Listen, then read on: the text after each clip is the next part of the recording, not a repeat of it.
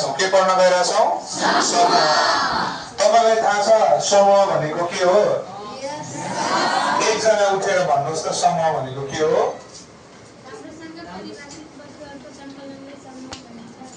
राम्रोसँग परिभाषित वस्तुहरूको संकलनलाई के भनिन्छ त समूह भनिन्छ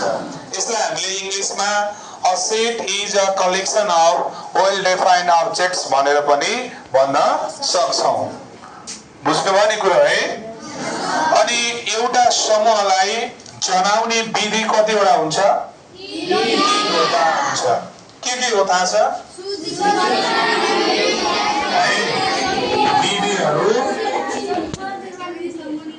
विधिहरुमा चाहिँ नम्बर फर्स्ट मा सूचीकरण विधि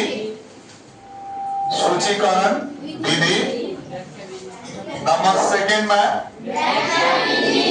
व्याख्या विधि नम्बर थर्ड मा समूह निर्माण विधि यसरी हामीले कुनै पनि समूहलाई तीनवटा विधिबाट लेख्न सक्छौं ओके र हेर्नुस् सूचीकरण विधिमा V is equal to A, E, I, O, E, O यसरी हामीले लेख्यौं भनेपछि चाहिँ यो सूचीकरण विधि भयो यसैलाई हामीले व्याख्या विधिमा लेख्न पर्यो भने के हुन्छ भावेल लेटर्स अनि यसैलाई हामीले अब समूह निर्माण विधिमा लेख्न पर्यो भने चाहिँ के हुन्छ X so that X is a vowel letter भनेर चाहिँ हामीले यसरी लेख्छौं त्यही भएर एउटा समूहलाई हामीले तीनवटा विधिबाट चाहिँ लेख्न सक्छौं ओके अनि अब हामी चाहिँ समूहका प्रकारहरुतिर जाउँ टाइप्स अफ सेट हाम्रो समूहको प्रकारहरु कतिवटा हुन्छ भनेर पढेका थियौ चारवटा हुन्छ कतिवटा हुन्छ एकजना उठेर भन्नुस् त के हो खाली समूह एकल समूह सीमित समूह असीमित समूह गुड के रहेछ खाली समूह एकल समूह सीमित समूह र असीमित समूह है समूहका प्रकारहरु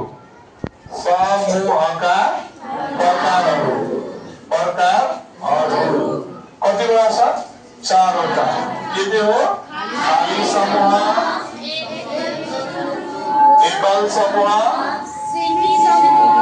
सीमित समूह असीमित समूह नम्बर 4 मा असीमित समूह भनेर चाहिँ हामीले भन्न सक्छौं खाली समूह भनेको थाहा छ नि हामीलाई है खाली समूह भनेको के हो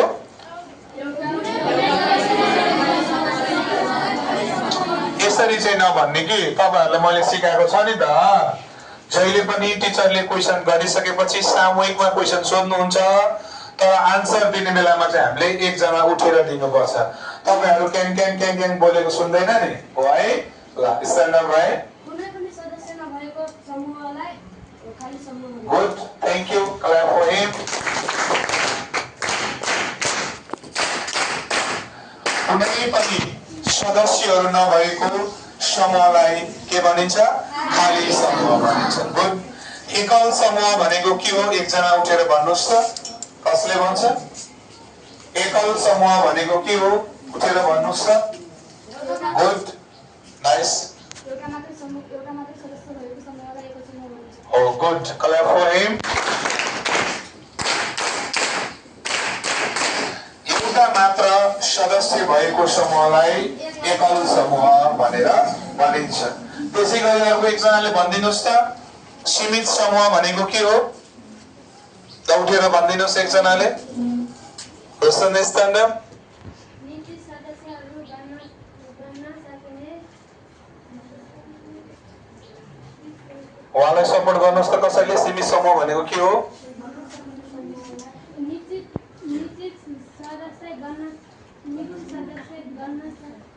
है यसलाई सुन्नुस् न राम्रोसँग ल सीमित समूह भनेको चाहिँ यदि कुनै पनि समूहमा निश्चित सदस्यहरू छन् भने त्यस्तो समूहलाई हामी के भन्छौं त सीमित समूह भन्छौं है गन्न सकिने सदस्यहरू भएको समूहलाई के भनिन्छ त? सीमित समूह। भनिन्छ। त्यसै गरी असीमित समूह भनेको जुन समूहमा अनिश्चित सदस्यहरू छन्, जसमा भएका सदस्यहरूलाई हामीले गन्न सक्दैनौँ भने त्यस्तो समूहलाई हामी के भन्छौँ त? असीमित समूह भनेर भन्छौँ। कुरा क्लियर छ नि है? यसरी हामीले हिजो पढेका कुराहरूलाई आज यसरी रिभाइज गर्यौं। समूहको परिभाषा, एउटा समूहलाई हामीले 3 वटा विधिमा लेख्न सक्छौं र समूहका प्रकारहरू हामीले हिजोको पढेको कुरालाई चाहिँ हामी के गरेको थियो? रिभाइज गरेको, रिभ्यू गरेको। सबैजनाले बुझ्नु भएको छ नि है? कुरो क्लियर छ नि है?